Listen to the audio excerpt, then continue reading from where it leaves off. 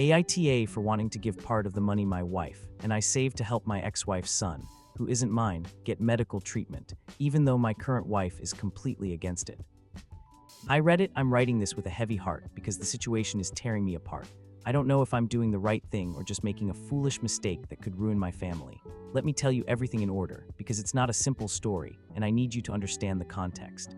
I live in Europe, in a small town where everyone more or less knows each other, but I'm trying to stay anonymous.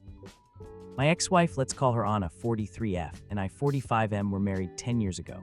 We had no children, and our divorce was relatively peaceful. We simply realized we weren't right for each other. We remained on normal terms, not friends in the full sense, but without hostility. We exchanged holiday greetings, sometimes talked about mutual acquaintances. After the divorce, I met my current wife, Lisa, 42F, and it was like a bolt of lightning, true love. We got married 5 years ago, have a daughter together, 7F, and our life has turned out wonderfully.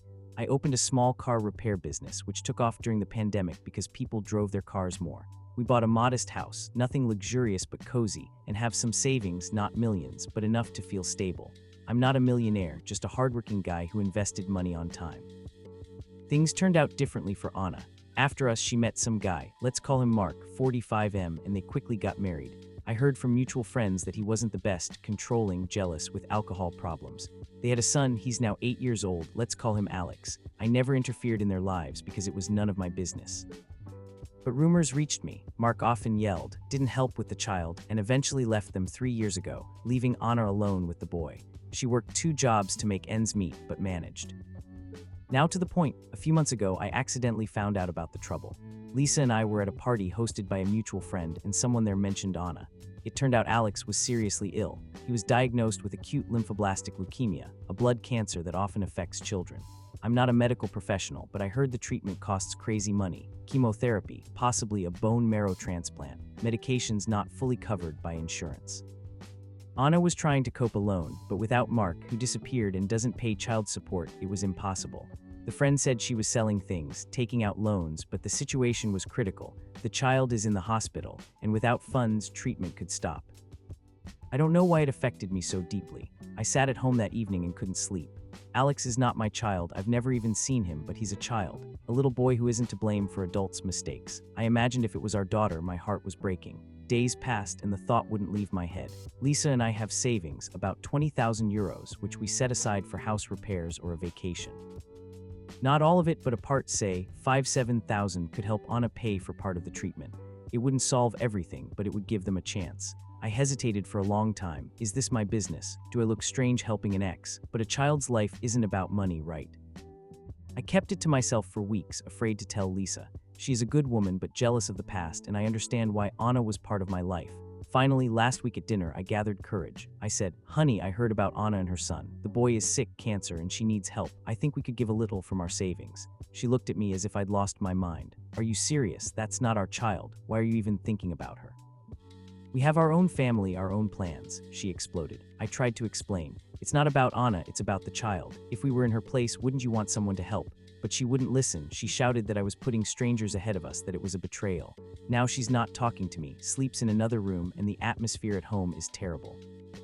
Reddit AITA, am I really an egotist who isn't thinking about his own family? Or is it normal to want to help because it's the right thing? What should I do? I don't know what to do next. Thank you for your thoughts. Update 1s. Hello again, Reddit. Thank you all for your comments under my original post. I read everyone, and it really helped me sort out my thoughts. Many of you said YTA, arguing that I'm putting the interests of another child ahead of my own family, and that this could ruin our marriage, our plans for the future. And anyway, why am I interfering in my ex's life? Others, on the contrary, said NTA, because it's an act of humanity, and a child's life is more important than material things like house repairs or a vacation. I sat in the evening with coffee, reread your words, and understood that both sides were right. But my heart wouldn't rest. I can't just ignore this situation as if it doesn't exist. 2 days have passed since our big fight with Lisa, and the atmosphere at home has become unbearable. She doesn't talk to me at all, cooks dinner, feeds our daughter, but doesn't even look at me as if I'm transparent. Yesterday evening, when our daughter went to bed, I couldn't stand the silence anymore and said directly, Lisa, I understand your anger, but I'm going to do it anyway. This child, Alex, needs this money more than we do. We can postpone the repairs, we're healthy, we have a roof over our heads, but there, a life is at stake. She looked at me with such a mixture of pain and fury in her eyes that it scared me. Do what you want, but know this could be the end for us. You're choosing them, not us," she whispered in a trembling voice and went to the bedroom, closing the door. I didn't sleep all night, tossing and turning in bed, thinking about everything. About our wedding, about how we built this life together, about our daughter who doesn't understand anything but feels the tension. Am I really ruining my marriage for the sake of another person's child? But how can I live with the thought that I could help and didn't? Tomorrow I plan to contact Anna through our mutual friend to find out how to transfer the money without unnecessary fuss. I don't want it to look like a return to the past, just help. We'll see what happens. Thank you for the support, Reddit. You're keeping me sane. Update 2. Greetings to everyone following my story on Reddit.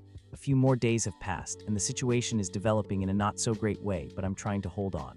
First, the good. I did contact Anna. I called her a day after the last update because a friend gave me her number and warned me she was in despair. She was in complete shock when she heard my voice. We hadn't spoken in years, only through acquaintances.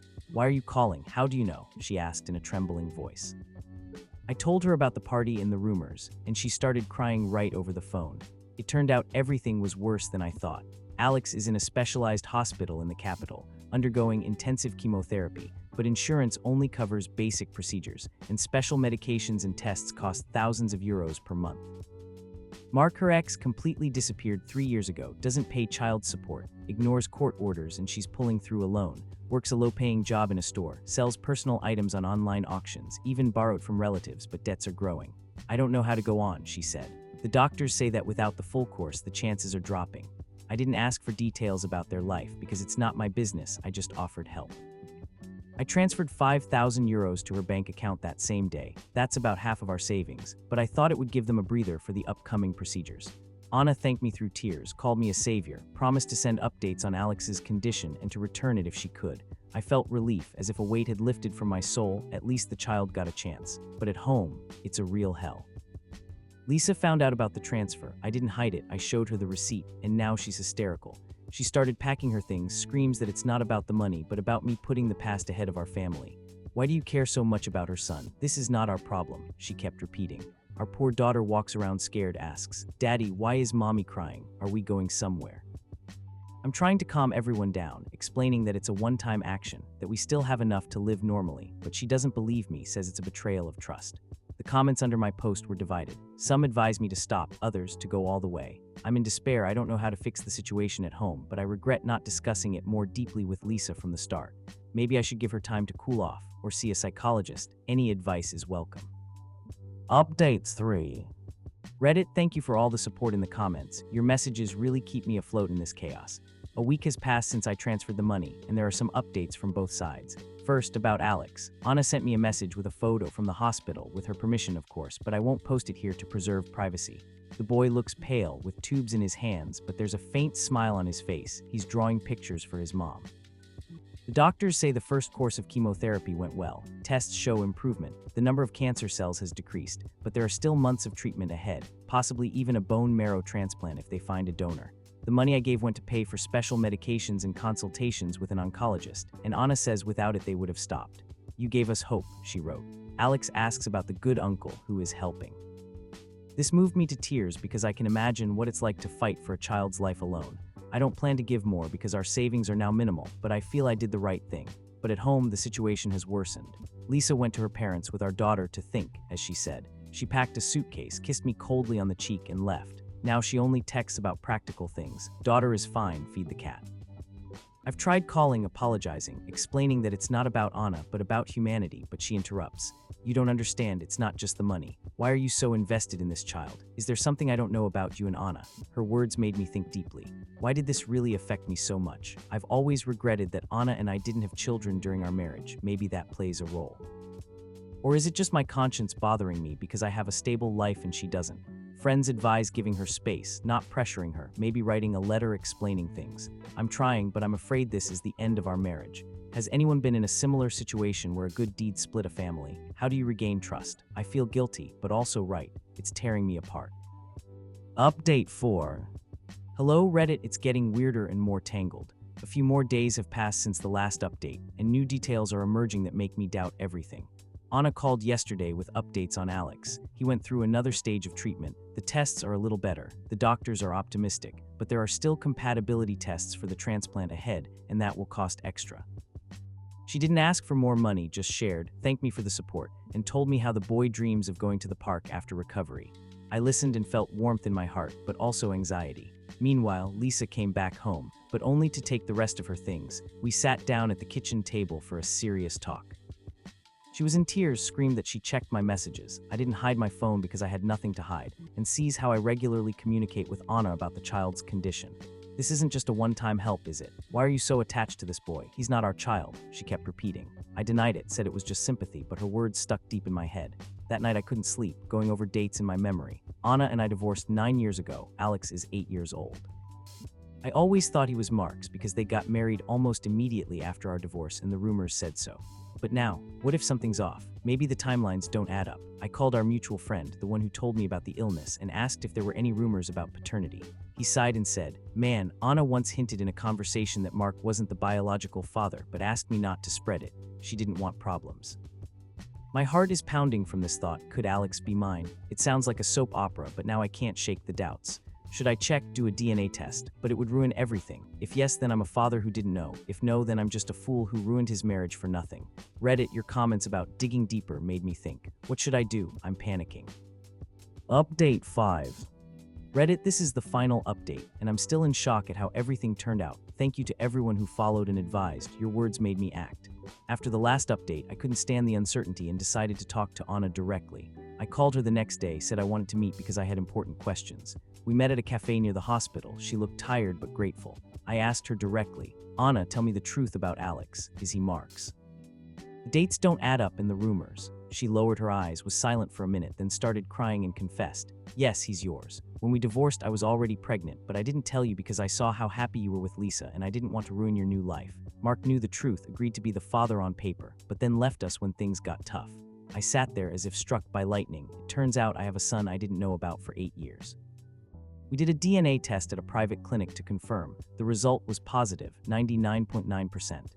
I told Lisa everything that same evening, sat down with her, showed her the documents, explained why I was so affected by this story. At first, there was shock rage. She screamed that it was a lie, that Anna was manipulating. But then, when she saw the tests and heard my story, she cried and hugged me. If I had known from the beginning, I would have supported you. He's our child now too, she said. We cried together, talked all night about how to integrate Alex into our lives. Now we're helping together. Lisa even visited the boy in the hospital, brought toys, and they got along. Alex is recovering, the treatment is working. The doctors say remission is near, thanks to timely help. We plan to slowly introduce him to our daughter, maybe even have joint visits. Anna agreed to shared custody without drama. I'm not AITA, but this is a big lesson. Secrets ruin lives, and the truth, even if painful, heals. Thank you, Reddit, for making me dig deeper. Without you, I wouldn't have dared. Life has changed forever, but now for the better, with a complete family. If anyone is in a similar situation, don't stay silent, speak up. What are your thoughts on this story? Did the author do the right thing? What would you have done in his shoes? Share your opinion in the comments. And if you enjoy this video, hit the like button and subscribe to the channel so you don't want to miss new stories.